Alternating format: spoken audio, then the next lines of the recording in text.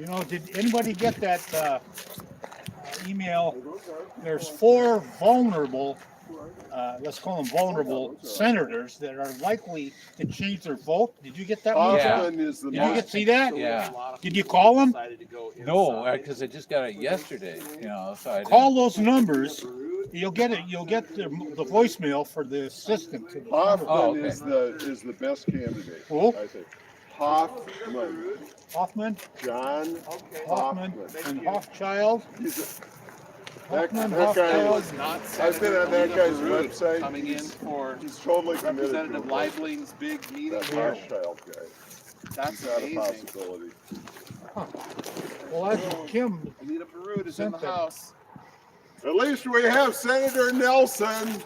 Hooray! Hey, hip to you. Here we go. Support Liebling. Support FGM. It's just a clump of cells. John, you dress like you're in Florida. Good to see you. Yeah.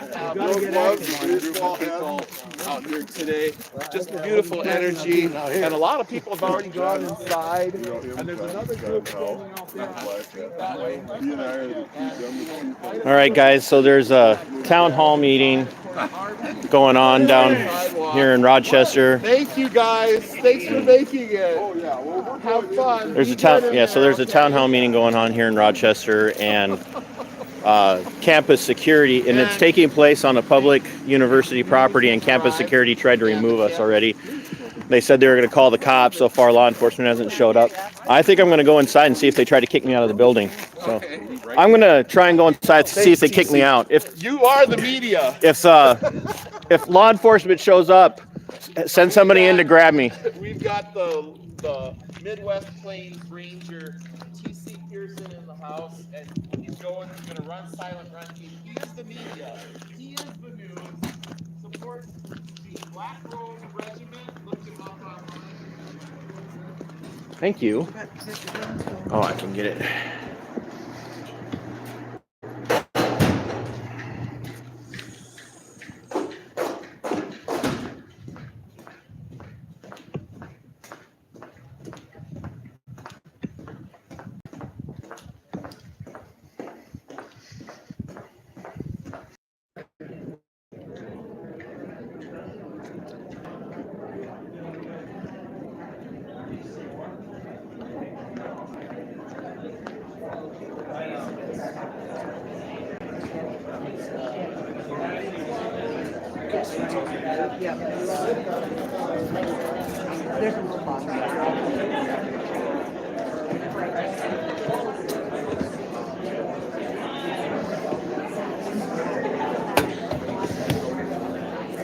You guys are going into law enforcement? Yeah. Let me ask you guys a question if I could. What's the primary responsibility of law enforcement in the United States? serve the community. What's your primary responsibility in law enforcement in the United States? Protect your community. Okay. What's the number one thing that needs to be protected? People. Citizens, people. What's the one thing that citizens needs protected the most? What do they need protected the most? Yes. Their lives. How about their liberties? Okay. Where are those liberties delineated? Where are they what? Where are our liberties delineated? How about the Constitution? Yeah. And the Bill of Rights, right? Yep. So when you take that oath, when you get that first job, you take that oath. Do you know what you're swearing your oath to? Uphold the Constitution. Uphold the Constitution, that's right. So if you are asked to enforce a law or enforce a policy that violates the Constitution, what's your duty in that respect? Stop holding the Constitution. So if you're told to remove somebody from public property who's exercising their First Amendment, would you do it? If they're exercising their First Amendment right, then. And they're not hurting anyone or anything like that. Then Well, they're exercising the First Amendment, so they can't really be hurting anyone, right? but if they were. Keep that in mind when you go forward, and do yourselves a favor. Memorize the Bill of Rights, especially the First and Second Amendment.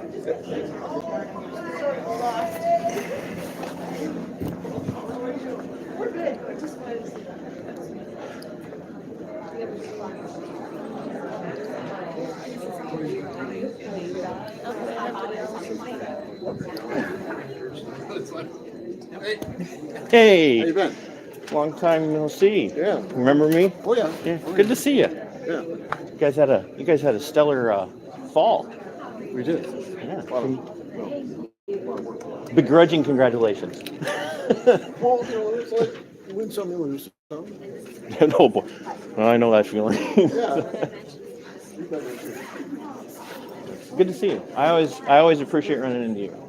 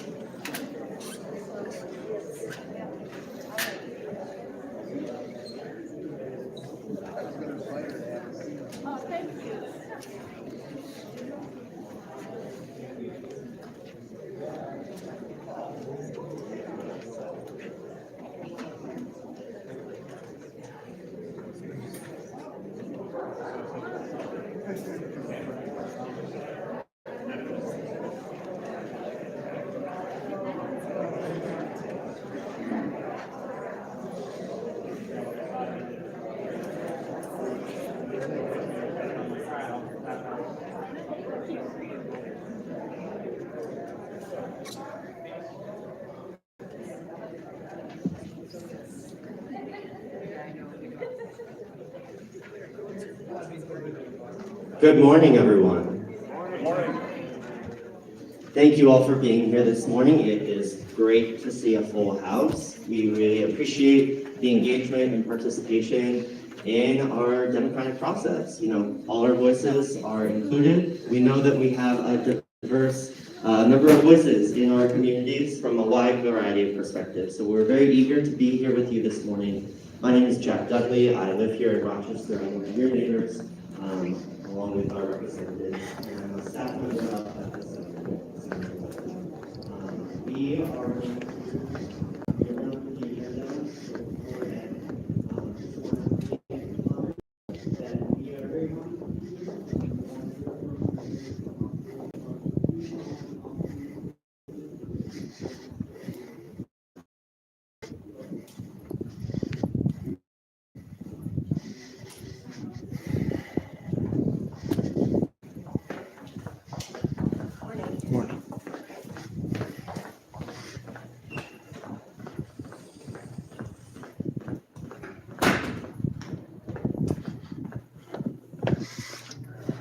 Hi there.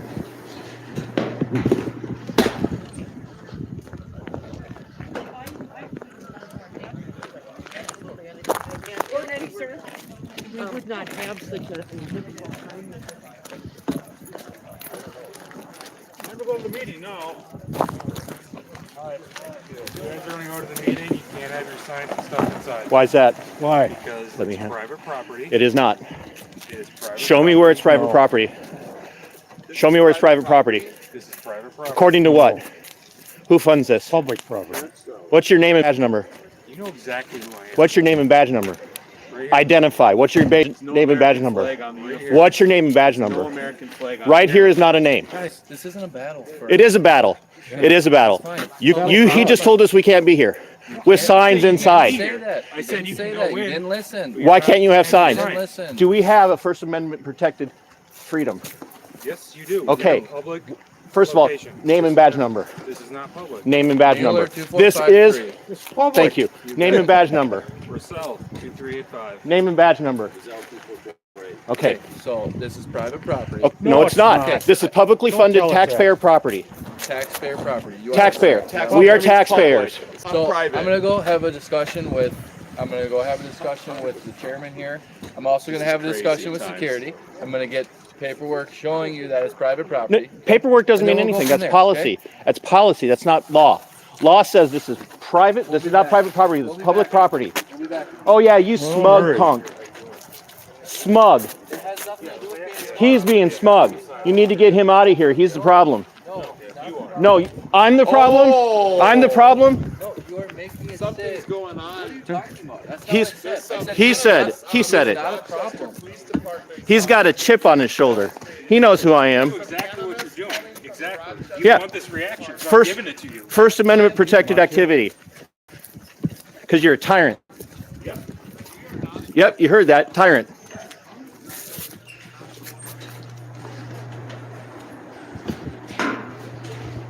You're not coming in. Why not? You're not coming in. I can't come in here? No. Why? Because they said they don't want you in here. They don't want me in here? No. they Why don't. me? Because you're causing a problem. I was in there perfectly quiet. I came out here Yep. because I knew you were going to run people off. Yep. Because they're on private property. This is not private property. Yes, it is. This is not private property. Is there other media in here? No, you're not. Media. Why am I not media? Where's your credentials? I don't need credentials. Show me in the First Amendment where it's have to have credentials. Show me in the First Amendment. You know you're not going to win this argument. But you're not going in to cause problems. Don't touch me. You're not I'm going in there to record the event. What's wrong? Just throw you out later. Then that's fine. Throw me out later for what? They don't want you here. They can. No, they can't. Yes, they can. They could throw me out for what? What law have I broken? What law? What law? What was that? Wouldn't make it better. I'd never work for Back the Blue until it happens to you ever again. Sounds good.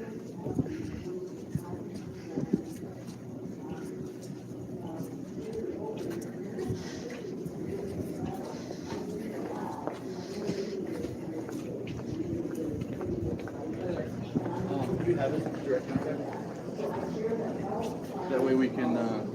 Can you back away right now? Nope. Yes, you can. This is pertaining to No, us. you No, just it's need to not. take a step back. How not? Now you're obstructing because I'm You telling need you. to take Obstruction a is step a back. physical You act. can That's go fine. over there. Take a step back. You can observe all you want, sir. But you're not gonna get in our face. I'm not in your face. You're not gonna be in our area. This isn't your area. This belongs to the people.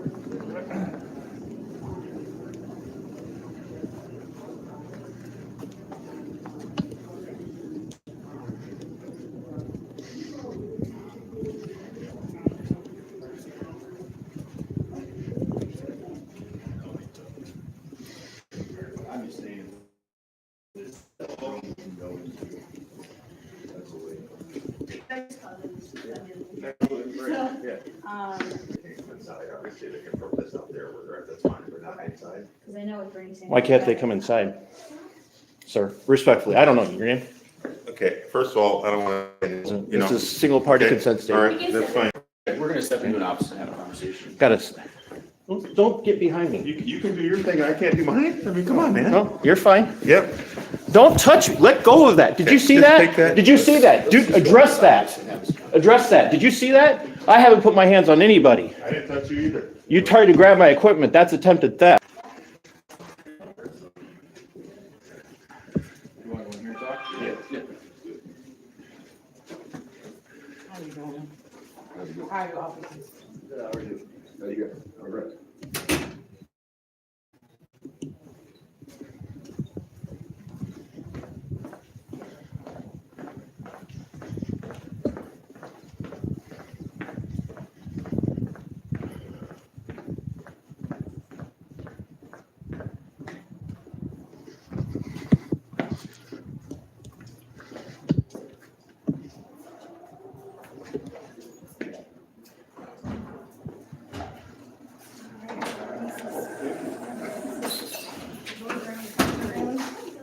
We're going to try and kick you out for having signs, just be aware.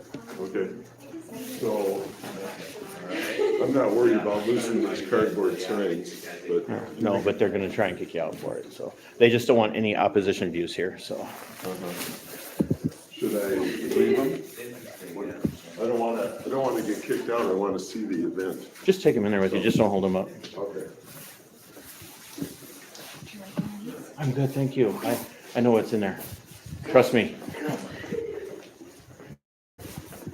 I just share with everyone. Yeah. I'm gonna tell you something right now, all right? You listen to me and you listen to me good. This is one of the good guys. I mean, seriously. My brother has a massive amount of respect for him, and he's been in law enforcement for over 20 years. This is one of the good guys. All right? And I cannot emphasize that enough. This is one of the good guys. I've never seen him violate a single person's rights. He's a phenomenal. Stir him up too much today, okay? I'm not here to stir anybody up. I just got told I couldn't be here. Oh, you did? Yeah. And you know how that makes me feel. It's good to see you, Chuck. You guys go out there, know the Constitution, know the Bill of Rights, protect those, and then do the rest of it, all right?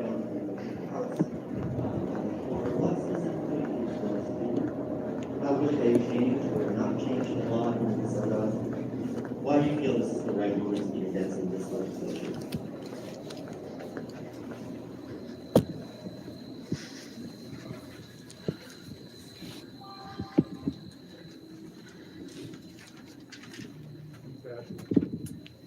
Okay, I'll take this simple, easy topic.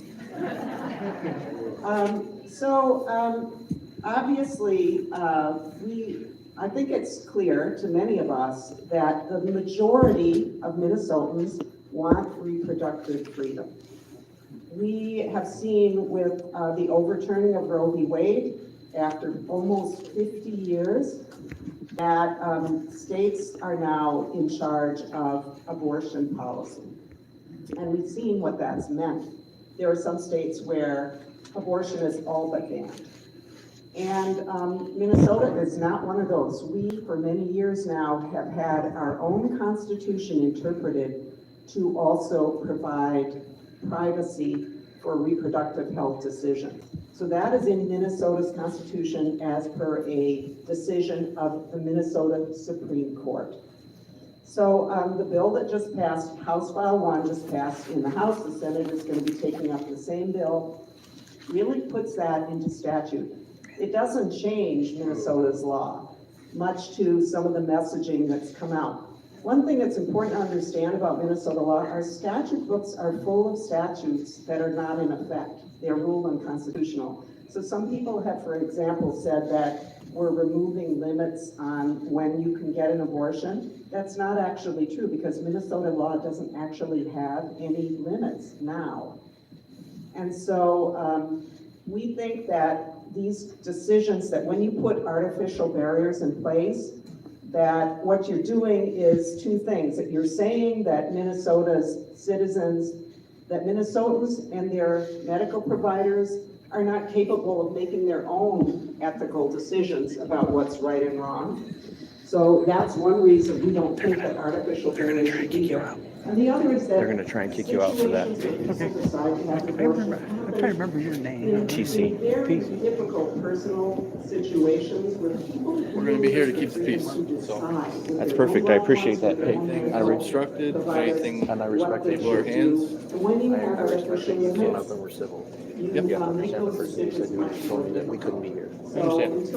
We're trying to look at it both ways. I Trying to appreciate protect the rights of people. That was overturned by the court, so that was. I remember listening to you over in Albert Lee about a year and a half ago, that Stu Peters event. What that meant for people who needed care and then were forced to wait. So we are putting into law the freedoms that we do have right now already under our courts in Minnesota. We think it's important that those be in law, so that the law is also clear. I'm also carrying a bill that repeals a lot of the outdated and unconstitutional laws that are throughout our statute books. That one hasn't come to the floor yet, but it will. And I know there are a lot of feelings about it. People have a lot of feelings about abortion. And our feeling is that those feelings should be personal to you, and that you should be able to act on how you feel about abortion in your own personal life. So there are other other related things that are going through, but the bottom line is that we believe that Minnesotans want to be able to make these important decisions in their own lives without politicians dictating how, when, where, other than for real safety issues, and real safety issues are no different than other health care. So we really do believe that abortion is health care. We know some of you don't agree, but we think the majority of Minnesotans do.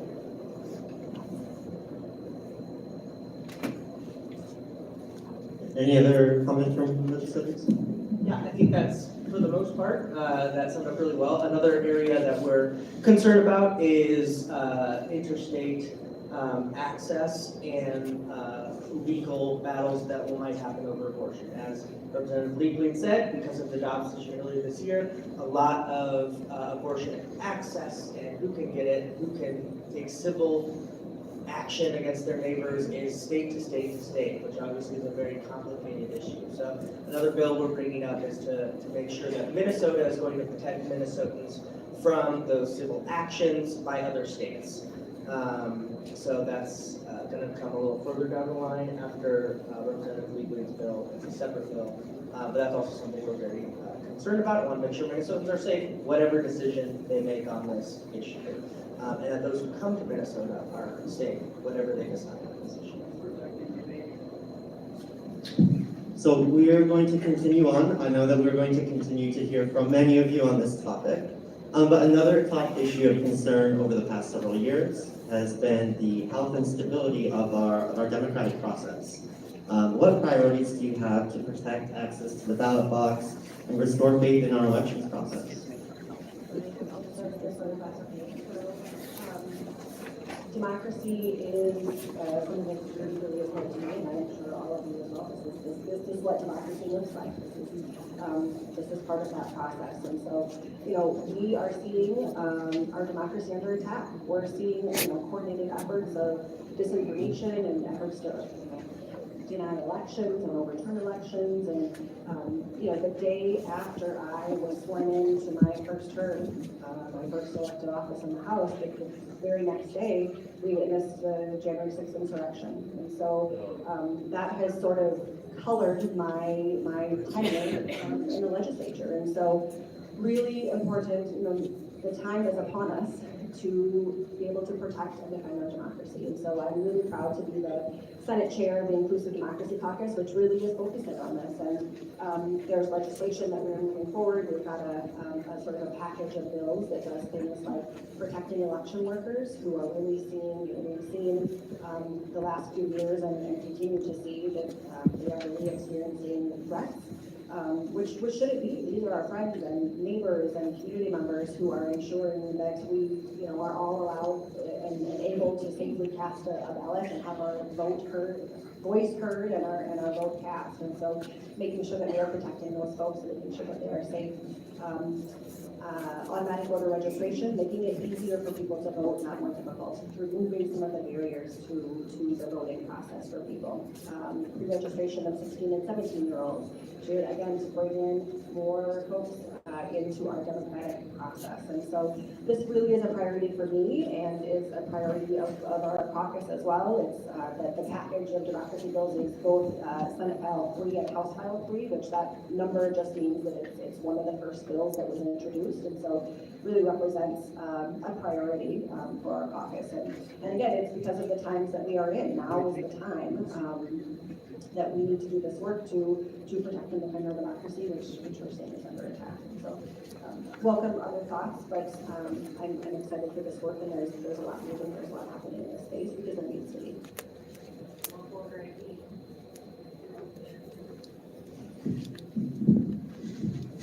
So the other thing that we're working on in that democracy space, like Senator Bolden spoke of, was the inclusivity, right? And so making sure that voting is accessible to everyone, including people with disabilities.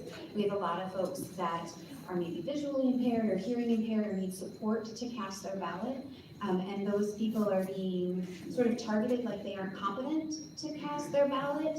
People with developmental disabilities and other disabilities have a right to vote and can vote, and just need support to do so. And so making sure that they aren't being accused of not having a voice simply because they are a person with a disability. As we all age, we're going to have the opportunity to experience a disability in our lifetime as we get older, and I would hope that no one would say that I wasn't able to have Share this one out, guys. because I needed help to do so. I'm gonna have And so isolated trying to video ensure later that where no one else, RPD put their hands on me. experiences that as well.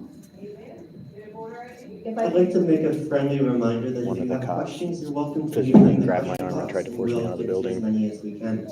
I just wanted to jump back in. I failed to mention one other. Told me they didn't really want me important here. provision I said, that I'm is pressed. He needing, goes, where's your both credentials? in that package of bills and separately, which is the restore the vote. So for I have the folks credentials, who, First Amendment. have been incarcerated and have completed their time of incarceration, currently, they are not allowed to vote until they have completed all of their I am a parole and public probation period. member of the And, Republic. Minnesota, we have exceedingly long periods of probation. And so that I'm not a is citizen. keeping That's many, me. many folks. I'm a public member of the Upwards of Republic. 50,000 plus people without being able to take part in the democracy and have their voice counted and vote heard. So there is a bill that is moving that would allow folks to vote once they have completed their time of incarceration, which is really, really important. That is moving through the process.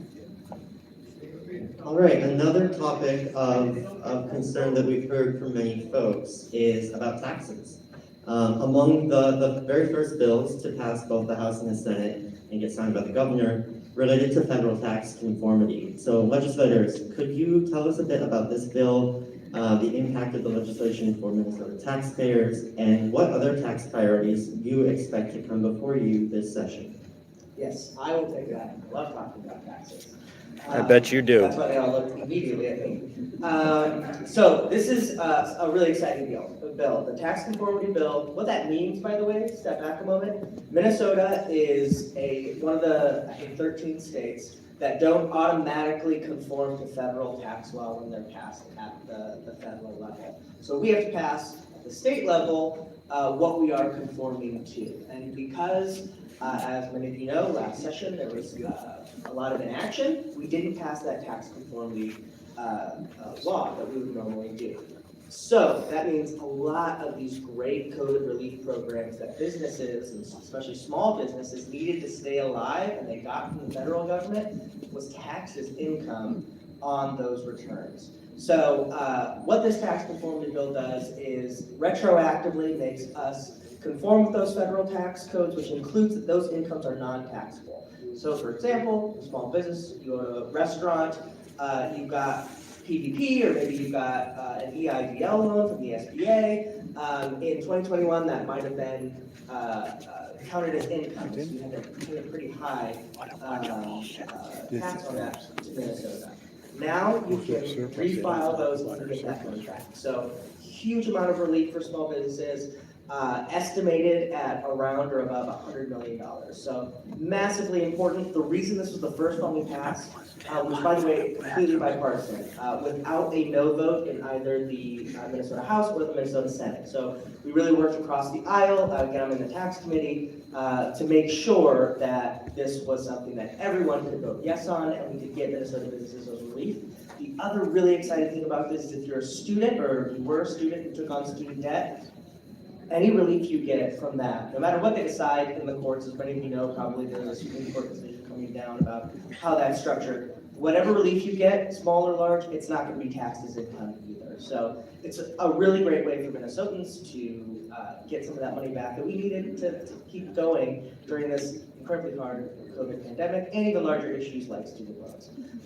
So we're really excited that was the first thing to come out, really showing that we can still work together across the aisle even in this polarized time.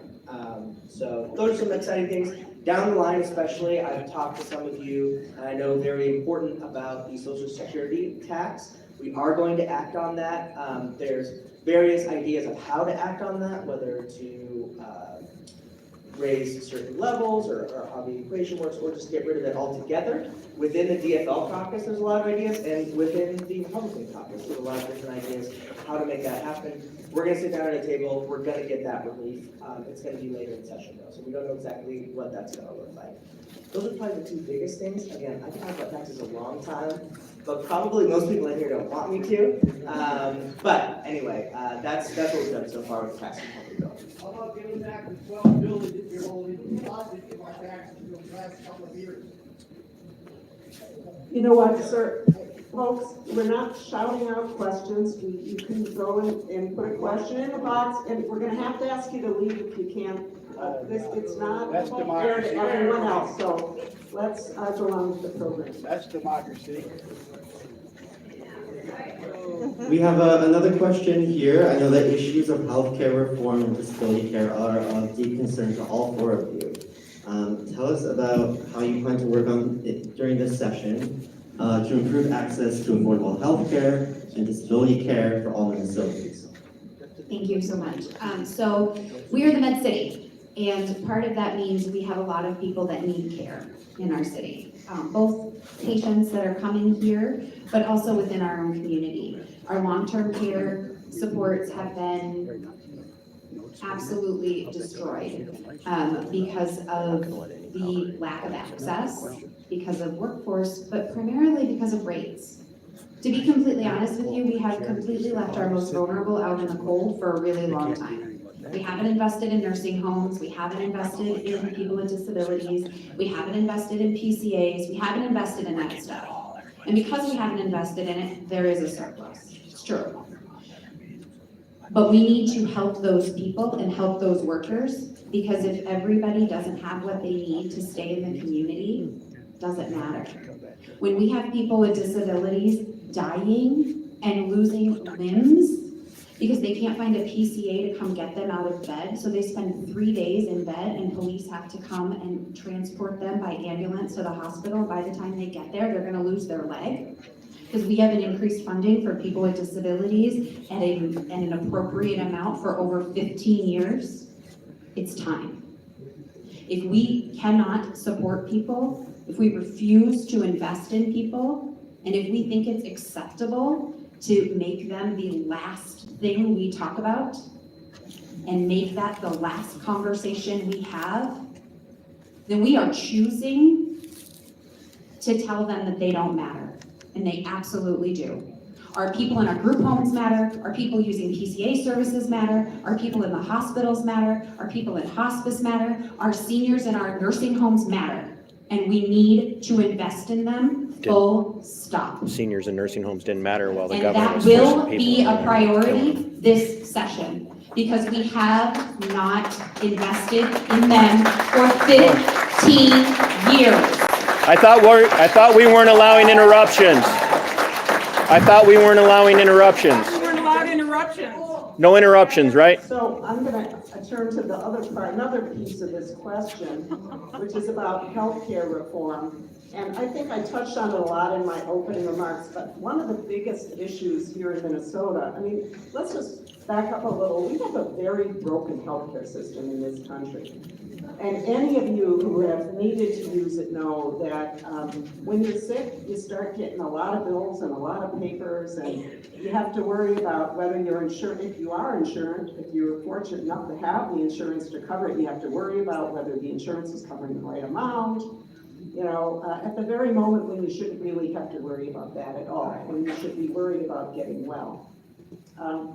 This is a big national problem. We're not going to solve all of it here in Minnesota, but we're going to do whatever we can to try to solve it. And one of the biggest frontiers for that right now, as I alluded to at the beginning, is out-of-pocket costs. Because Minnesotans have some of the highest out-of-pocket costs, maybe the highest in the nation.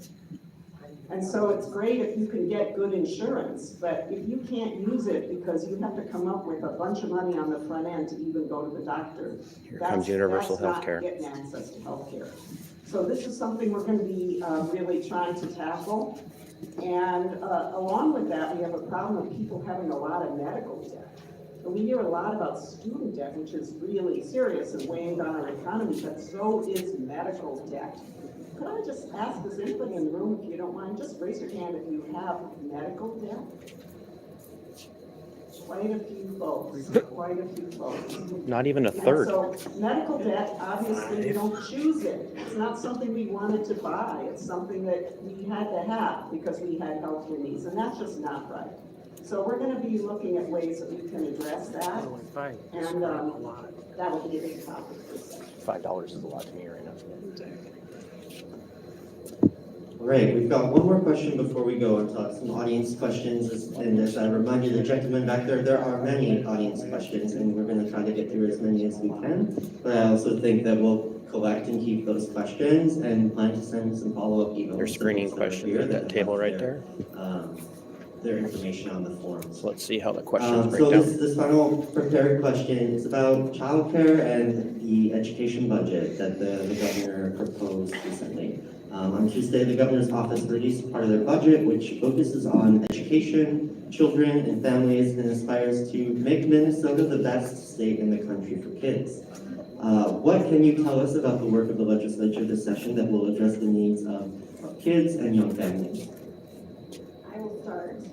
So I am very, very excited about this. I have done quite a bit of work in the House in the space of early childhood and child care, and I'm excited to continue that work. And the governor's budget that came out just this week is a great place to start. It really makes bold statements about, as was mentioned, the administration has said their goal is to make this the best state possible for kids and families, and this is a budget that school looks choice to do just that. And so a few pieces of it include, and let me just back up to talk about, investments in early childhood pay dividends for generations to come. We know that there is lots and lots of data to show that. And so when we, put resources towards little ones that 0 to 3, 0 to 5, and make sure that all kids have access to, the care that they need in affordable ways for families. We talked about a broken healthcare system, which is absolutely true. We also have a broken childcare system. It is not working for anyone really at this point. It is extremely expensive. Folks often pay more for childcare than they do for a mortgage or for college tuition. Oftentimes upwards of 50% of families' income goes for childcare. It's not sustainable. At the same time, the folks doing that incredibly important work, developing brains of our little ones, make not a living wage at oftentimes, and without benefits. It is not sustainable. Access is another issue. There's many areas where they're just, you want to find an infant child care spot, good luck. You can get on a waiting list for 2024. So it is a system that does not work. And so investments into that system are really, really important. And I'm excited to continue that work so we can have a system that works for everyone, because State that doesn't child invest. care It workforce is confiscates the and workforce redistributes. behind the workforce. As everybody else, there's workforce issues in every sector practically, and some of that stems from those folks coming out of the workforce to take care of their kiddos because we don't have that child care. And so this is incredibly important. I could talk for a long time about this and roads, but things like investing in our child care assistance program, raising the eligibility so more people can be included in that system. The sustainability grants that we have had for child care centers, extending those so to help them keep afloat. It's a math equation that just doesn't work. And so in the same way it wouldn't work if we asked parents and families to pay for public education, the cost of that. When kiddos turn 5, they go to kindergarten, and we have a public system because it is a public good, and that makes sense. We don't do that for our little ones from 0 to 4, and that doesn't make sense. That care and development of our little ones is a public good, should be looked at as a public good, and so I'm looking forward to continuing that work. And just the last thing I'll say is also included in our budget is some tax credits, which are will make a huge difference for families.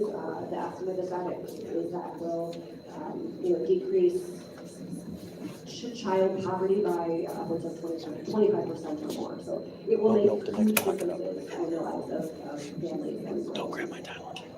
All of that. And then on the K-12 side, really also working to fully fund our education system. For a long time, we have what we call unfunded mandates. So we require that school districts pay for certain services and certain things. So if there's a child with Down syndrome who needs a paraprofessional, the child with Down syndrome needs a paraprofessional, the school district provides a paraprofessional. But the state doesn't fill in the gap of that cost. And so what happens is that local school districts have to increase property taxes to fill in the costs of the things that they're mandated to do. And it's not just special education, it's ELL, and it's a variety of things, right? And so we are closing the cross subsidies and increasing, taking a look at our K-12 math calculation, for lack of a better word, to make sure that we get the right amount coming to our districts so that they don't have to keep levying taxpayers to try to fund the things that they're required to fund, and that I'm pretty sure everybody in this room thinks we should do. So making sure we can take that burden off of our local districts by funding it at the legislature. So super excited to do that, super excited to hear that come through. And I think we're probably ready for questions. Jack? Yeah? Yeah, I've got an audience question. We know that, many folks know that adult use cannabis legalization is on the table and on the conversation of this year's legislative session. And there's an audience member who is expressing a concern that some of these products that they're seeing out there look like candy, have packaging that's bright and colorful that might appeal to children. So could you tell us a little bit about how the issue of adult use cannabis might be addressed? What protections might be in place for children? Right, so as probably most of you know, it's not the first year that the legislature has started to address this issue. There is a new bill, and it's quite large, and it has a lot of way to go through the legislature. It's going to make a lot of committee stops and have a lot of discussion before it becomes law. But if you guys can see the guy standing in the door over there in the black pants and the black jacket, he was the one that tried to grab my camera and didn't want me to record him, but he's recording everyone else and taking pictures of people. So hypocrisy knows no bounds with the regime. System where cannabis is illegal, but a lot of people buy it on the black market. We know that a lot of young people are using it, have used it. That's insensitive. So it is in Black the market, statute that's going through. There are stringent regulations around packaging to make it not attractive to children, and around marketing. I think there's prohibition on shouldn't be illegal. Advertising, decriminalized, and on where it can be sold, how it can be sold. There are a lot of rules around it. Now, of course, rules they're not always perfect. It's like any major legislation that comes in new, I don't doubt that it'll have to be tweaked as the years go by and things, but it is everyone's intention to keep cannabis not accessible to children. Certainly the accidental ingestion we've been hearing about should not happen. Cannabis is not supposed to be, or the even the Delta 8, that is not supposed to be in a form that's attractive to children. It's supposed to be in childproof packaging and something that you don't take unless you're an adult who's intending to take it. Why do you even want to pass this bill? Well, you know what, sir? You're going to be asked to leave if you can't control yourself. Thank you. Transparency. Well, I'm trying to find a question that we haven't addressed here. There's a question about trusting the science. Around the issue of abortion and around the issue of masks. How do you interpret, your role as a legislature to address science on these issues in a respectful and knowledgeable way? I think this is a good question. I appreciate the question. I think we should be trusting the science. I'm a nurse, I'm a healthcare professional. I believe in science and data and believe we should be using that and evidence-based practice to guide our legislation. I will say, sort of back to the democracy issue, I'm going to tie this together, that there has been a coordinated campaign of misinformation, both around abortion and what democracy is. You're like a socialist. And around COVID. And so I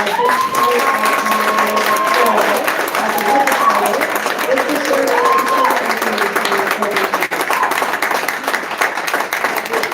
and that doesn't always happen. And we have seen over the course of committees, certainly this year, there are certainly, some of my legislative colleagues are maybe not sharing information that is accurate or not fully understanding sort of the science and the healthcare and how abortion works and happens and how it does not. And so I think it is really important that we are open to science and data information, and that we are trusting experts in the field, so that we are trusting physicians, we are trusting scientists, we are trusting the experts in the field. We can't be an expert in every subject, in every field, certainly.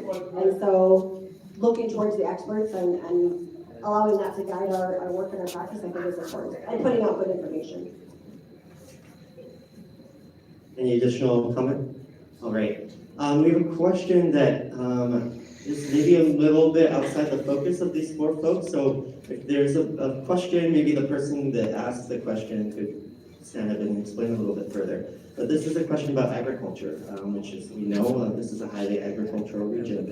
And the question is, do you support establishing and funding the Ag-Friendly Minnesota Council? And if that's a little bit unclear to you, maybe we'll turn to the person in the audience for a little bit more detail. Sir?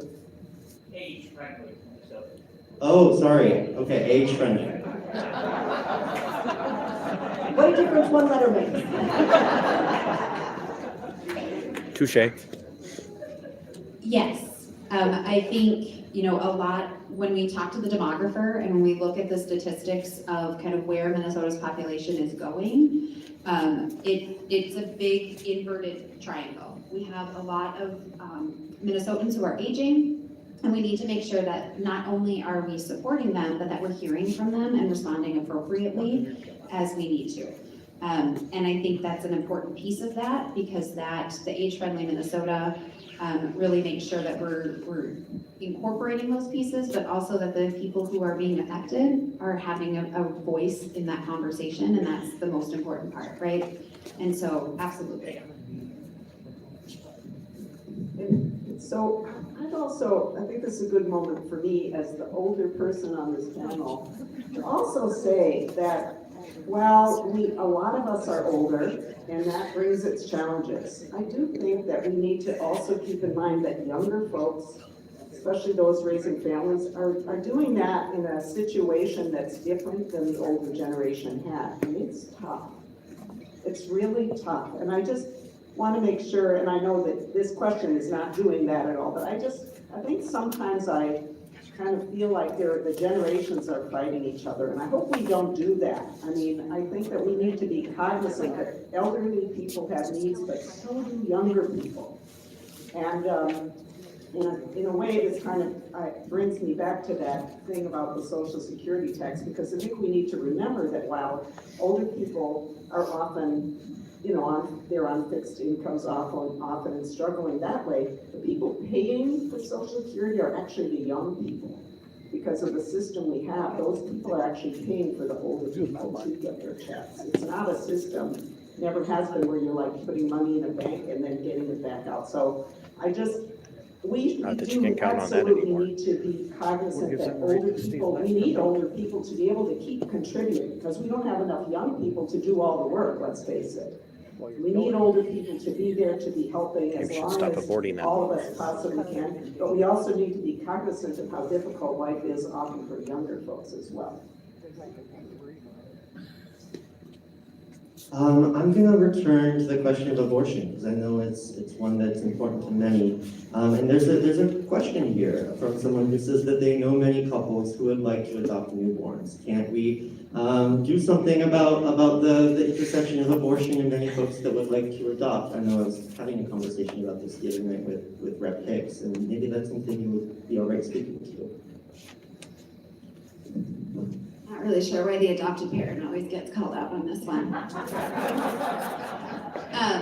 To be clear, adoption is a beautiful, beautiful thing, but it is also a significant loss, and it is also trauma. I'm not a huge fan of connecting people's healthcare decisions with other people's lives, period. Except for the jab. And so, also, if there's anyone in this room who's interested, there are currently 129 waiting children on the MinAdopt website. If you are interested in learning how to foster, Olmsted County does a great job. They have a 2-day training, so you're gonna take the 2-day training, you're gonna learn about the process, you'll do a home study. After you finish your home study, then depending on sort of what what works for your family, you'll have conversations about what that looks like and what may be an option for your family. If there's anyone in this room who is really serious about adopting off of the MinAdopt website, for the 129 kids who currently are up for adoption in the state of Minnesota through our foster care system, I would be happy to go to coffee with you. I will take you, I will go to coffee, I will have a conversation. I would love to share with you the beauty that is adoption and the foster care system. We should all clap for So that. let's have that conversation. Send me an email. And again, folks, this isn't for people to shout out their opinions, so, please be respectful. So another thing I would say is that, I think there's a connection to, some of the things that Senator Bolden was talking about, the childcare issues about healthcare, issues about, how hard it is right now in Minnesota and certainly in other places in the country too, but how hard it is often for people to raise a child. It's financially very, very difficult. And, people have to make these decisions in their own lives. And I do think all of us can be united around making it easier for young families. And, to the degree that that reduces people's need to have an abortion or their desire to have children, I mean, we should all celebrate when people have children. I think we all do celebrate it, but we also need to put our resources there to make it really possible. And when someone does have a child, we should always be wrapping our arms around them and saying, what can we do, how can we help?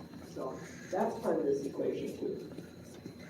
I also would just add, if we are talking about, again, back to sort of evidence and what the data tells us, is, good ways, proven ways to decrease numbers of abortion is making sure that people have access to contraception and family planning and health care and, those things that they need in their lives. And so, there's a lot that we can talk about around this issue, but making sure that people have what they need and have access to health care and those, those other items is important as well.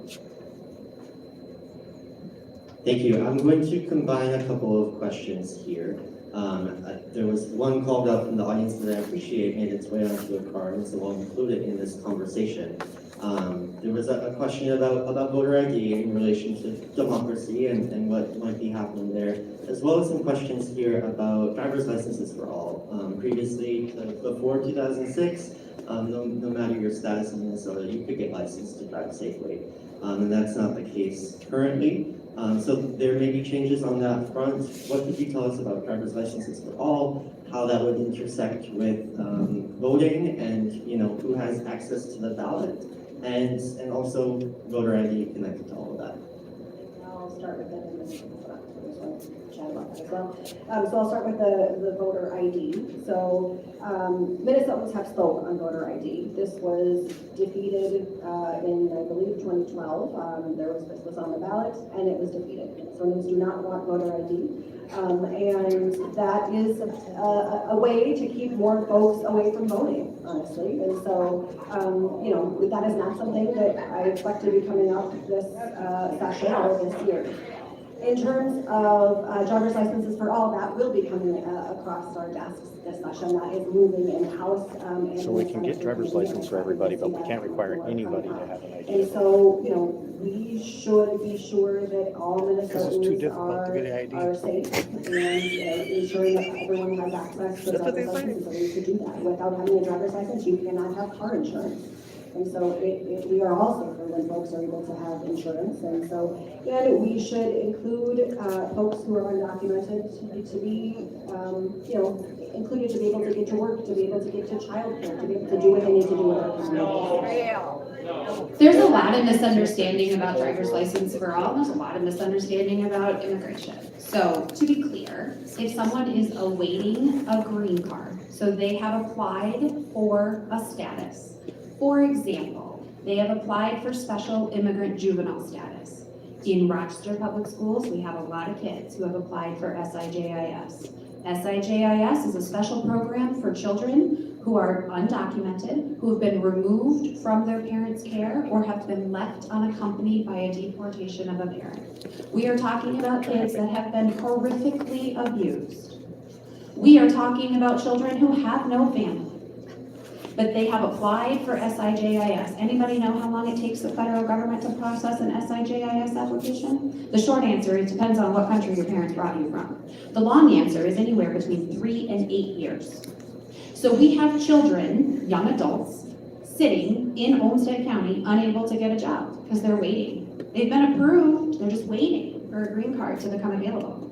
We have workers in this county who are waiting for green cards, who have been approved, whose employers have sent letters, who want to work, who want to contribute. And the thing that people don't understand is I think driver's licenses for all has something to do with any of that. When in fact, many of the folks, when we talk about who are undocumented, are actually people who have followed the system. The system is just really, really broken and super behind. And so this allows them to participate in our community, and it allows you to be safe if one of them accidentally rear ends you at a traffic stop. They can't be insured if they don't have a license. And so your car insurance costs go up because your car insurance is compensating for those uninsured driver's claims. So driver's licenses for all is not only the right thing to do, it is also the smart thing to do. And until 2008, it was a thing. So we're just going back to what we had before in a way that works better for everyone.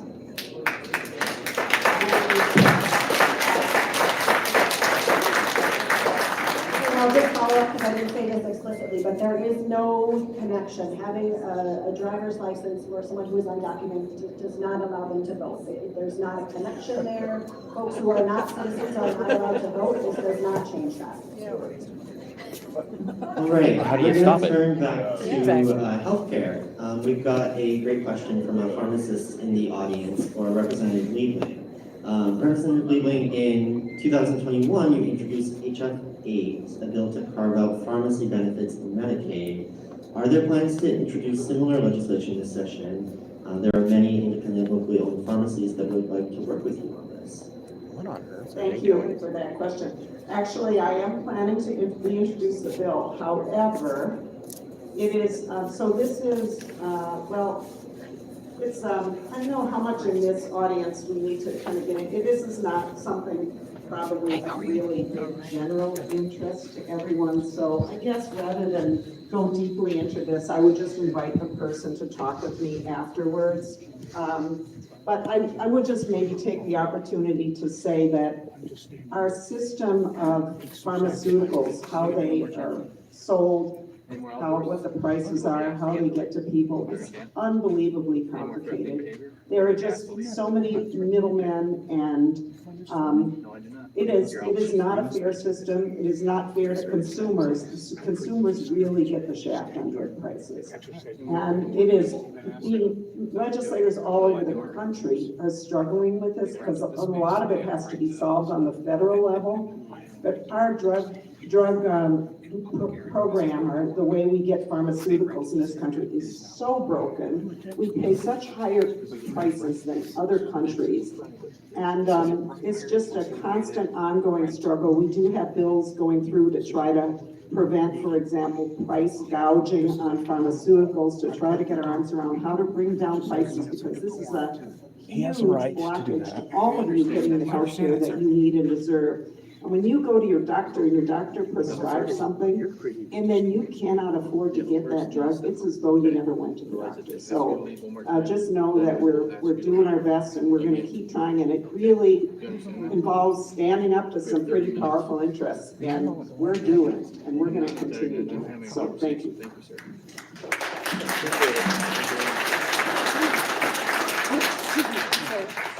I have a question here that I think I'm going to take, actually, that deals with the terms of engagement of this conversation. There's a question of, can we have an audience discourse so we can fully understand these legislators' positions and get clarifications?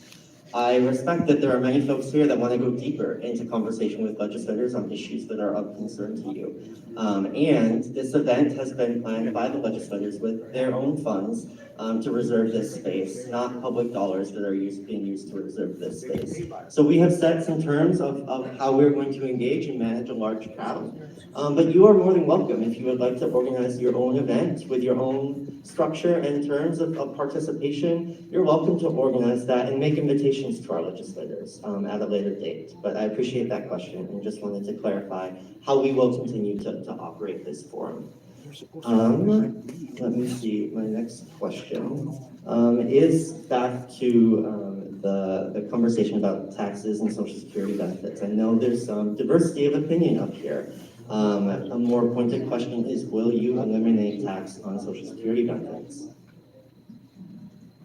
So maybe I could just start on that and then, so this has been an issue for many years, and I think there's a lot of misinformation about how this works. For one thing, it is, I used to be on the tax committee many years ago, and this is one of those tax policies that in a lot of ways it's a bad tax policy just because it's so confusing. It's hard for people to understand really what it is and how it works.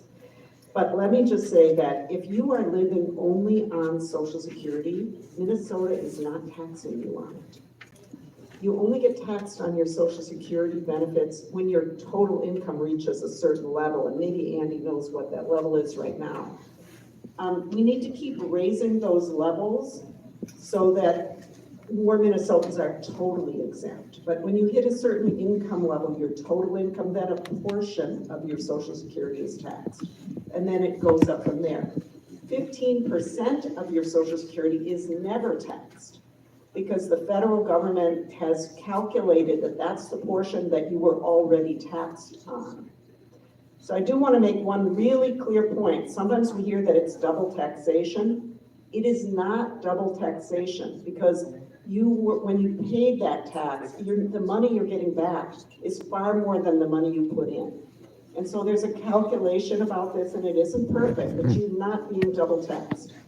So the real problem with eliminating the whole thing, it would be great if we could, because I know a lot of people just hate the idea, and it is a complicated tax policy that people don't understand. So it's bad on a couple of fronts. The problem is, more of us are older, many of us get Social Security, and the cost of totally eliminating it over the next 4 years is like almost $3 billion. So we have a big surplus right now, but we won't have that forever. So if we say, okay, well, we're going to forego, and by the way, that number will climb in the future as more taxes would have come in that are not. So my problem with eliminating the Social Security tax altogether, I firmly believe that people should be taxed according to their income, not according to the source of their income. That some people's money that they earn here or there is not more valuable than other people's money they earn here or there. So a wealthy person, if you earn, say you earned $1 million in a year, and you also got the maximum Social Security benefit, I don't think you should get a break on paying your tax on your Social Security just because it came from Social Security. I think you should pay on your income. So the reason some of us don't want to eliminate all the taxes, that most of the benefit of that elimination would go to the very wealthiest Minnesotans, okay?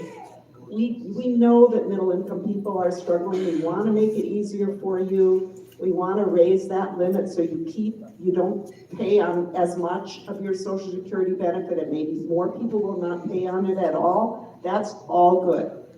But a lot of people in our generation who are trying to getting threaten to Social remove Security this actually gentleman have here a lot because of he's holding income signs. from various sources. And I don't think that their Social Security, my Social Security, should be exempt from taxation. Please share just this out because I think it's going to turn ugly. In fact, younger people are paying for. So I know there's a lot of people that will disagree, but it's really important to understand how this policy actually works. We don't want lower income people to pay on their Social Security. They shouldn't be already. and fewer of them should. But it's that elimination of everything, of everybody getting that break, that is kind of the point of difference among some of us. Hope that's clear. That was wonderful. You kind of took all my talking points there, Wheeling. Just to specify, so right now I believe it is $38,000 for a single family household is when you start getting taxed on your Social Security. So I think generally, I won't speak for everyone, but a lot of our caucus agrees that's too low. We haven't changed that. We haven't, inflation, it's very different from when we first had that level. So we're very cognizant that yes, that needs to change. 38,000 in our current society, in Rochester specifically, is not something that you can comfortably live on with all of your obligations. And we understand that, so we do want to change that, while at the same time being very cognizant about what we just said. We need to fund a lot of things, great things the government does, and my generation, I'm 31, is paying for a lot of those things. That's great. That's how we built our society, but we need to be cognizant of that at the same time. So that's what the discussion is going to be. The specific question is, are you, and I'm going to say take that you as plural, meaning the legislature? We just don't know right now. It's going to come up in a lot of different committees coming up here in the next couple of months. But I can say that I am committed, and I think a lot of people here are committed to making sure that people who are struggling because of that get relief, while also the people who are definitely not struggling still pay the tax that they should pay.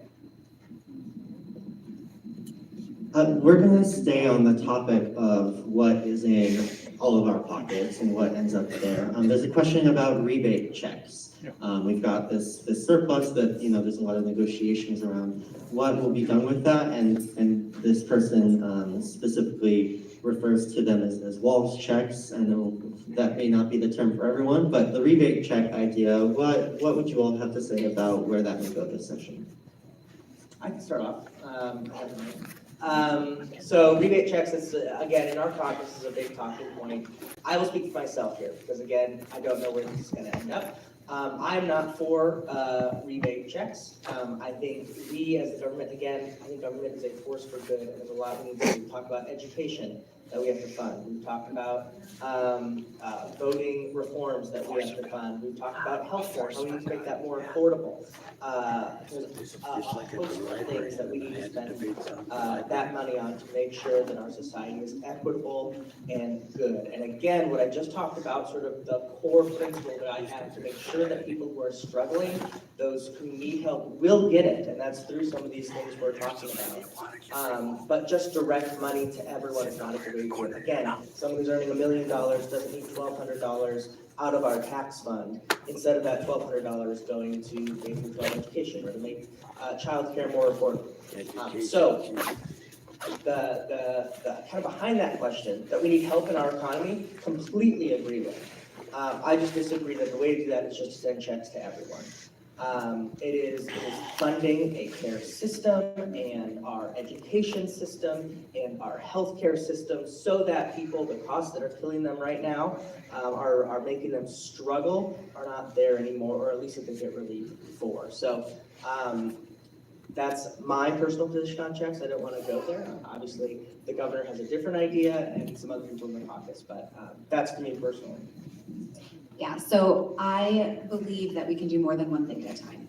I think we can fund the services that we have not funded, and we can put money back in people's pockets. So I am not opposed, but I don't sit on any of the committees that will make any of those decisions.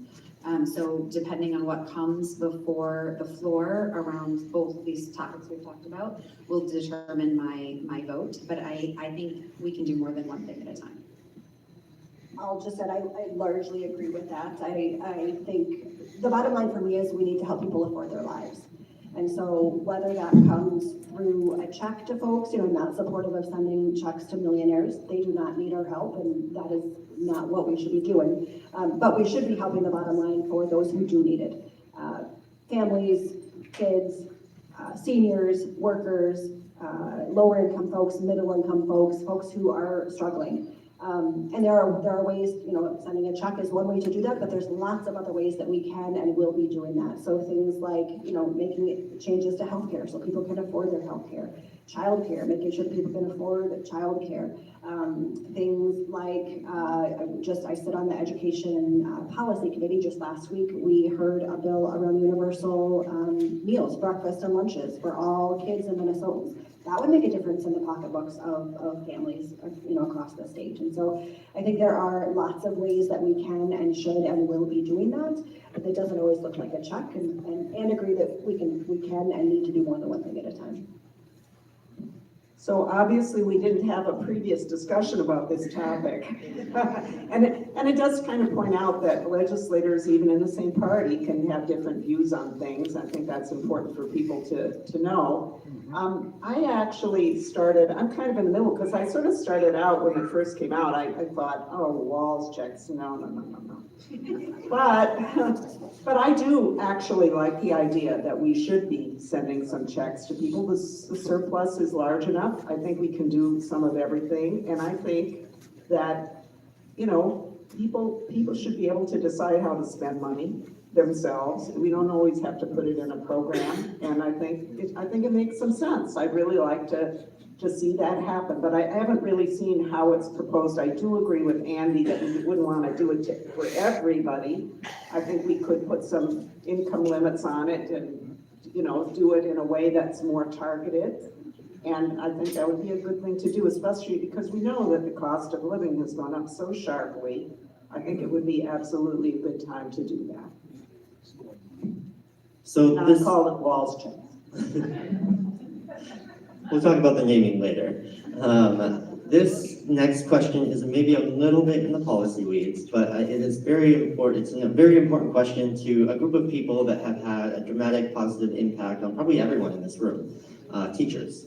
How will you, legislators, fix the broken two-tier system for teachers? So the question is about getting rid of the rule of 90, which creates two separate tiers for teachers. If you teach for 32 years, you get to retire at 58 versus tier 2. All other teachers have to work until they're 66, a full 8 years longer for the same benefit. So how would you address this kind of two-tiering of our teachers in the public education system?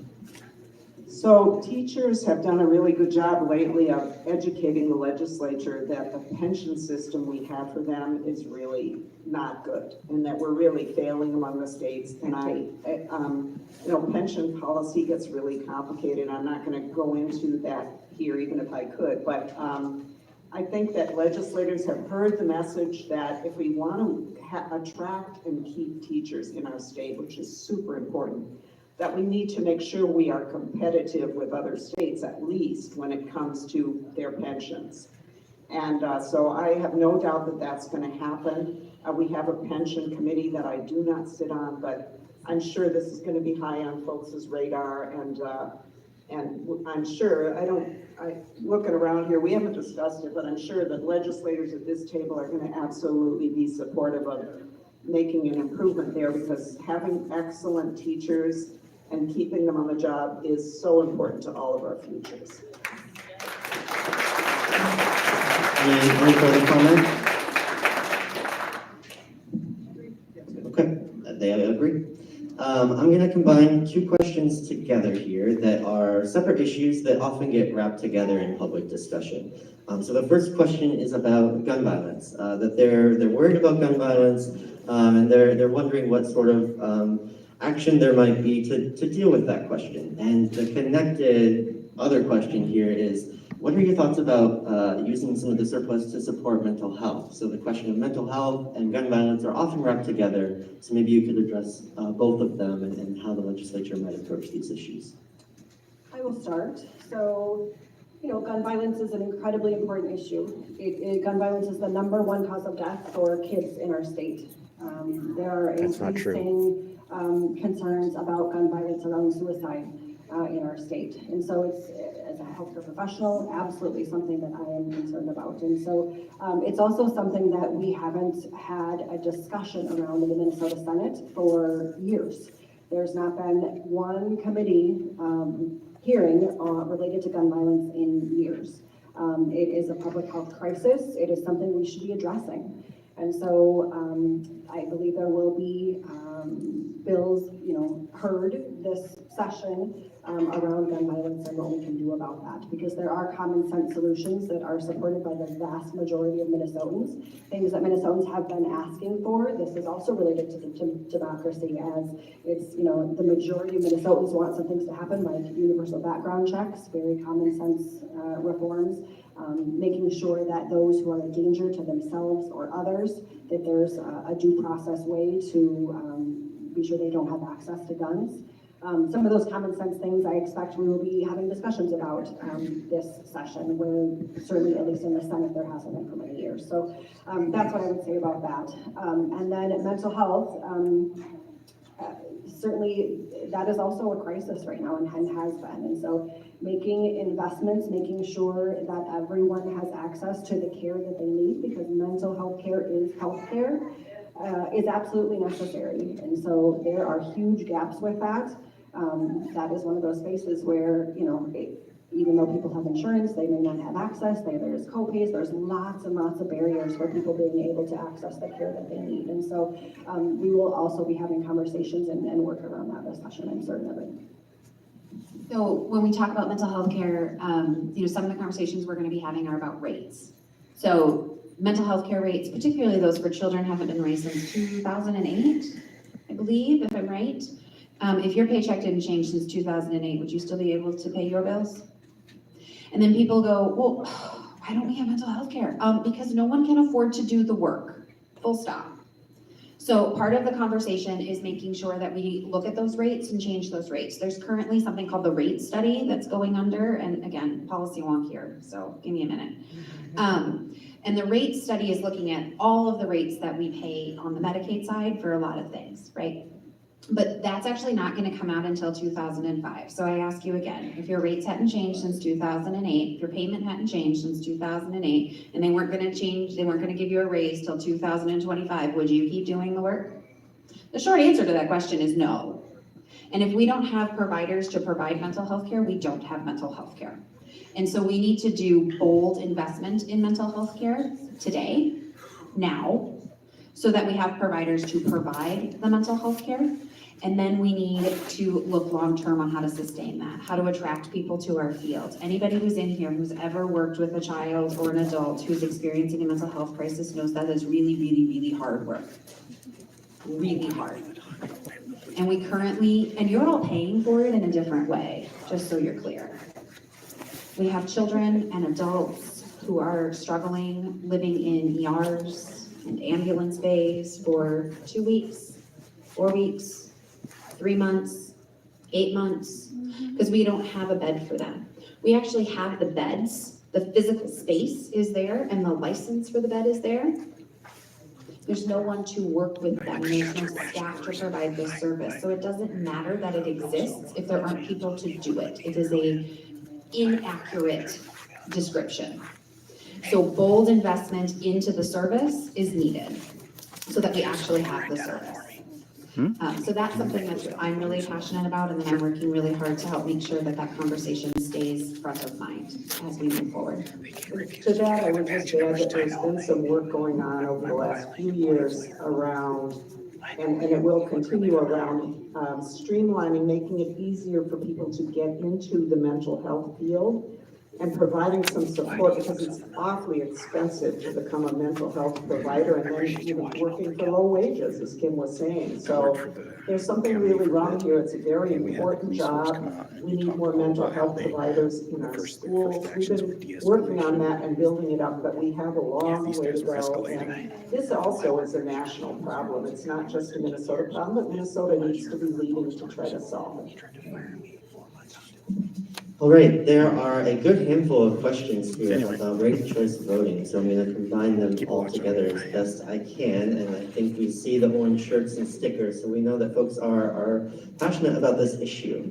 The question I think I'm going to ask here is, where legislators do you see ranked choice voting going in this session? How do you suggest that constituents go about advocating for ranked choice voting? It's a town hall forum question specifically that's here about being statewide operated versus by kind of the local options leftist for ranked choice DFL in voting. Rochester, and they're trying to Where keep can you all tell us about your dissenting thoughts voices on from that speaking.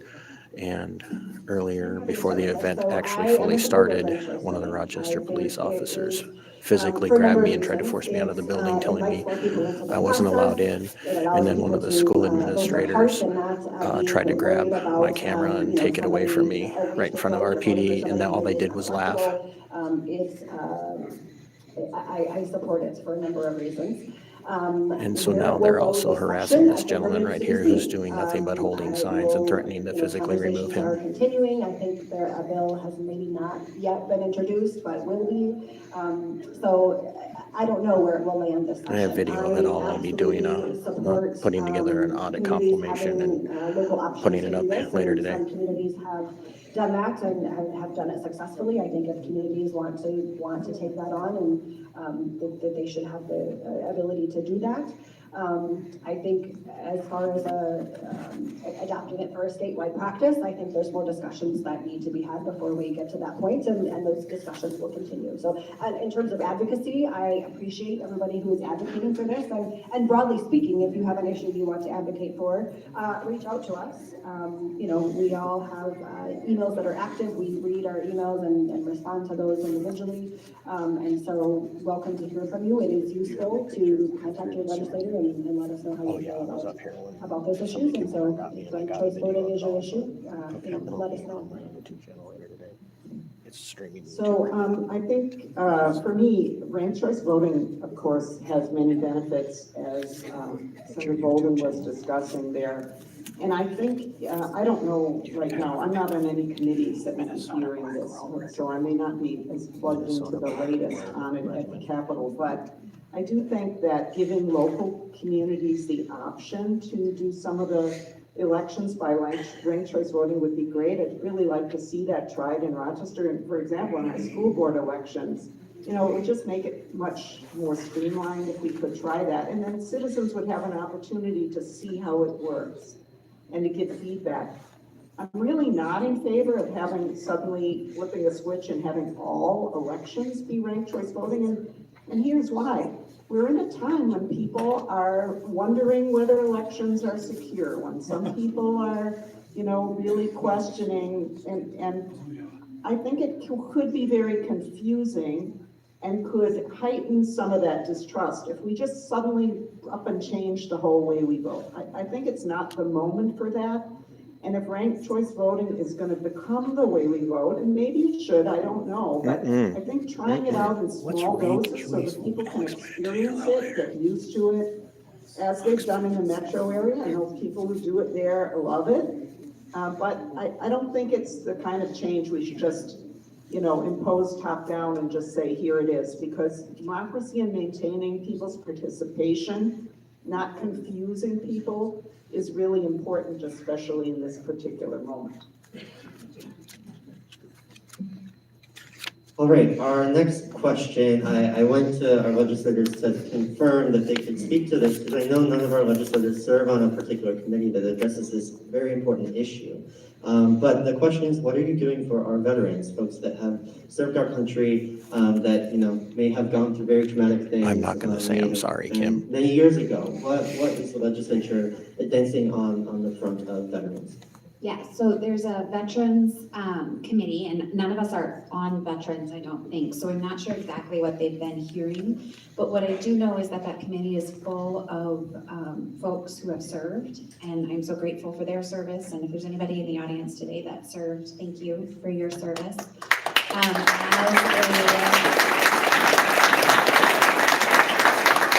As someone who has a lot of military folks in my family, I am very passionate about making sure that we're supporting our veterans. And so I know the Veterans Committee is looking at a variety of supports and a variety of things to do that. One thing I heard this week in a committee that I'm in is that we are leading the nation in eradicating veterans homelessness, which is so exciting. We should do that here in the next 24 months. And the model of how we did that for veterans is the model we're going to use to talk about how to support other unhoused folks in Minnesota. And so I was so happy to hear how much work that our veterans service officers have done, and collaboration to move that forward. So I agree with all of that. I'll just add, on the Senate side, I don't sit on the Committee of Jurisdiction for Veterans, but the chair of that is Senator Erin Murphy, who I have every confidence, and this is a passion for her, and there also are currently serving in the military folks and former members of the Senate on that committee. And so I have every confidence that they are doing really good work, though I'm not privy to it, not sitting on that committee. I don't know yet what they have heard, but I know that they are committed to doing that work to be sure that we are supporting veterans across our state. And I could just perhaps add that, and again, I'm not on the Veterans Committee, but I know that over the last few years, actually on a bipartisan basis, we have made improvements for veterans. We've opened some new veterans homes. We have, we gave veterans a bonus. We actually, you know, in the session where it seemed like nothing happened, we actually did give a bonus to veterans. And we've done things for veterans' mental health. We've done more for educational benefits. I think that it's something that over the last few years, I would say, has been more in the consciousness of the Minnesota legislature, because we're not a state, since we don't have a military base here, it was kind of a state where veterans didn't have as high a profile, but I think that's changed a lot.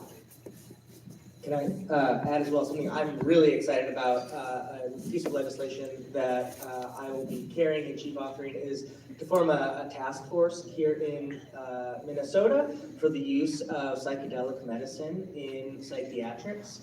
I know that's sort of a weird niche thing that maybe people have not heard of, but there are literally thousands of studies that show that things like MDMA, psilocybin have been massively helpful for our veterans, for those who have served on police forces, firefighters, public safety officers who struggle with PTSD, that those single dose at times treatments work exceedingly well. So I'm really excited about that.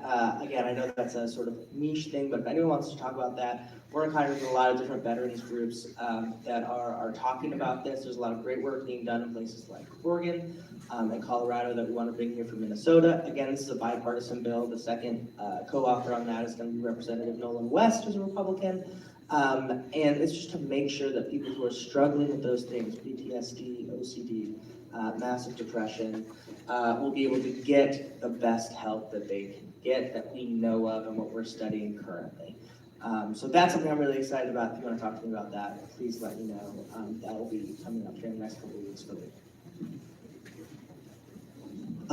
We've got a couple questions I'm going to combine together about, making sure that every Minnesota parent is able to take care of their young children, to be with family members when they're sick, when they're ill. What sorts of things are being done in the legislature to allow time for folks to, be able to sustain themselves in their budgets while also caring for newborns and for family members who are sick? I'll jump into this. I'm glad for this question because we haven't touched on this yet and we absolutely should. So paid family medical leave is something that is moving through the committee process and will be coming up for a vote. I'm certain of it. It is a priority for our caucus this year. So just, as the question posed, lots and lots of folks across the state are having to choose between taking care of themselves or a loved one or going to work and making a paycheck. And that is not a choice that people should make. You should be able to take care of yourself and your loved ones and, not have to lose your job or not be able to pay your bills because of it. And so paid family medical leave would do just that. It would allow for the estate program that would allow everyone the benefit that some of us have right now.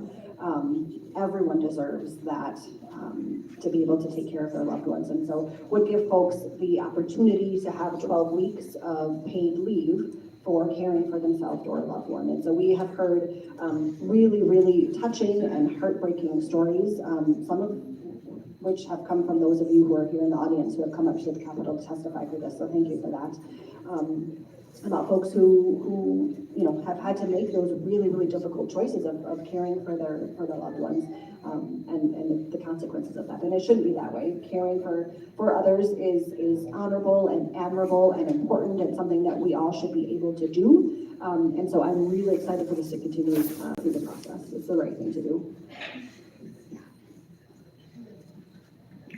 There it goes. And I would second that. And the other thing that I would say is that there's a lot of misinformation about paid family medical leave kind of circulating. It is not the responsibility of the employer to pay for it. It's going to be an insurance program similar to other insurance programs. And it's House File 2. So if you want to read it to better understand it, feel free to do that. It's House File 2. And if you read it and have questions and want to talk, please reach out, give me a call, shoot me an email. I'd love to have the conversation. When I got breast cancer at 37 with 5 kids, I was in a union that had short-term disability and protection for my job, and so I was able to have a mastectomy and a hysterectomy and 6 months of chemo without losing my house. And I don't think that it should have just been luck that I didn't lose my house. I think everyone should have the opportunity to keep their house if they get breast cancer. So I'm very passionate about this and happy to walk through some of the misinformation. You guys notice every one of their solutions requires the government taking more of my money and giving it to people. As a business owner as well, I own 2 small businesses here in Rochester. Unfortunately, I just got an email this week. I'm a member of the Chamber of Commerce here locally that they have come out against this bill. It is an incredibly great tool for small businesses like mine to be able to provide this to our employees. I have employed employees who have to take care of families out of state. There's no way that even if they wanted to, and they shouldn't have to, they could balance both of these things. Young mothers who are expecting and planning how their family can pay the bills, but also bond with their children and make sure the next generation is as cared for. And you know, I, as a small business owner, barely making it by, I can't pay for those things as much as I'd like to. So to have a state program that provides for that is such a great tool. And just from a business perspective, you retain your staff, you're going to cut down on retraining fees, all kinds of things, actually getting applicants, advertising for those jobs, all these small costs also add up. And secondly, we see in other countries where there is paid family medical leave that is more than 12 months, places like Norway, even as close as Canada, employee production is Canada, much who's now higher than in the euthanizing people when they can't take care of them anymore. This is a fantastic plan. I'm sad that some business groups are coming out against this, but as a local small business owner who's also a legislator, let me say, I am so excited for my business to be able to have this tool. Thank you for that, Rep. Smith. I think there's a narrative about what this would do for that small businesses wouldn't appreciate, and I think there's a flip side to that of how it would level the playing field for businesses like yours to be able to offer similar benefits to big corporations like Target or Walmart. We have a question here about Rochester. As a growing metro area, Rochester does not get its fair share through local government aid. Could you talk about bringing resources to our community? Yeah, I'm so excited about that. Yes. So local aid, it's a complicated formula that we need to reform to make sure that and it's socialism. And that's a longer project that we will be working on. There are a number of projects, bonding projects that we're going to bring forward as well. I won't go into specifics here, but we can talk about that. A lot of really exciting stuff. We were getting tours both county and city level before. One way that we're trying to sort of bridge that gap in between when we get more local government aid, which we will, that's something we're going to work on and make sure as a Rochester delegation we get, is to extend what's called a local option sales tax. And that's the sales tax that we currently pay. Nothing's going to change. You're not going to get taxed more. It's just what we're doing currently in Olmsted County and Rochester City to make sure that we can have roads and snow plows and all these sort of things that we're currently having as a large metropolitan area because we're not getting the local government aid that, in my opinion, and I'm sure everyone in this audience agrees, we should get. So I'll be bringing forward a bill to extend that for a period of years so we can continue to fund the great city services we have and to continually improve them. But we are absolutely going to work on getting more of that government aid going forward in this session and beyond. And if I could just add too, because I know this is a complicated subject and probably a number of people in the audience have no idea what we're actually talking about. because I wouldn't have before I went to the legislature. So the state has this program called local government aid, and it's there's a complicated formula. It's state funding, which comes from a variety of sources, to go to local communities based on things like how their property wealth is. And what it's supposed to do is sort of buy down property taxes. I'm sure there's no one in this room that loves property taxes. You do. Taxes are You like really giving us our property taxes. very Jack. difficult way for governments to get funding. And what this does is it helps to buy down property taxes so that every community can still provide basic services like police and fire and those kinds of things. So it is a really complicated thing. The formula is old. And it does, for a variety of reasons, it really short shrifts Rochester. But we, in fact, are a community, even though there are a lot of wealthier people here, and we're very fortunate in some of what we have here compared to other places in the state, our property tax wealth actually is not that high. And I know a lot of people are really concerned right now about how property taxes are growing. And so this is one of the ways of addressing that, is to bring more state money in, because Rochester, in fact, pays a lot to the state. We should be getting more of that back. And so we hope that together we're going to be able to fight that battle on behalf of this community so that we can keep those things going and reduce some of those property taxes that everyone pays so much. Well, I think that is a good note to transition on. I know that we have many questions here that have not been read to the audience and answered directly. As I mentioned, we'll be compiling those and sending out some follow-up. But we have come to the end of our rented and scheduled time here in this facility. I want to start by thanking RCTC for renting and allowing use of this space. We can give them a round of applause.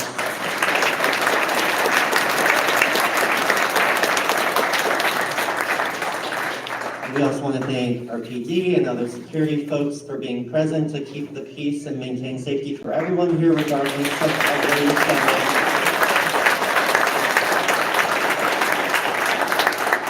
And I just want to turn it back to the legislators for any final comments or parting words from the four of you. So I guess in part, first of all, thank you again all for being here, for your participation. I would just say that, you know, as legislators, we expect to interact with people who don't agree with us, and we're all fine with that. What I would just say is, first of all, every one of you is represented by some but not all of us. So the best thing is for you to figure out who your legislators are and contact those legislators. You are much more likely to get a response. If you send us your address when you email us, we don't put you on a list. We just know where you live, so we know that you're our constituent, and that gives you priority because we get hundreds and hundreds of emails. So that's number one thing I'd like you to know. Another thing is that